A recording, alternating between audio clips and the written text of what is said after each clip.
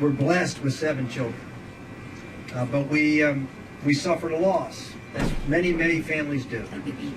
We suffered the loss of a child who was born and didn't live very long. His name was Gabriel. And it was a very difficult time in our life. We tried everything we could to save his life, and we failed. And as parents, when you do that and you fail, it's very difficult. And he was delivered, and he lived about 2 hours. He was delivered at 3 o'clock in the morning. And he lived, and he died in our arms. There was nothing we really could do to save his life. He was born too premature. And we decided to keep him in the room and be with him. We called the funeral director the next morning and said we'd like to bury him the next day, and we'd like to have a funeral at our home. So we kept little Gabriel with us that night, and we brought him home the next day. In the hospital. What I said? Oh yeah, we were in the hospital that night. Karen had delivered, and we were in the hospital that night.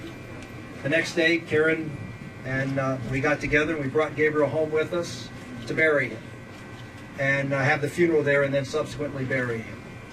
And we brought him home so our children could see him. We thought, and Karen was a neonatal intensive care nurse. She dealt with really sick little preemies.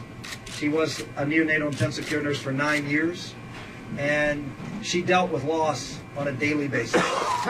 And one of the things she told all of us was that it was so important to recognize, for the family, to recognize the life of that child, and for all the children to know that they had a brother and sister. And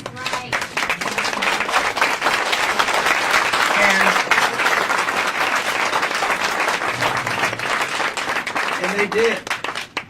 Little Elizabeth, they were young. But Elizabeth was here, I know it's hard. Inappropriate. Thanks, Alan.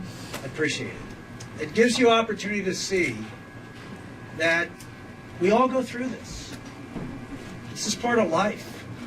And it's sort of sad that people will look at something that my wife actually wrote a book about, an amazing book called Letters to Gabriel, where she chronicled this journey that we went through.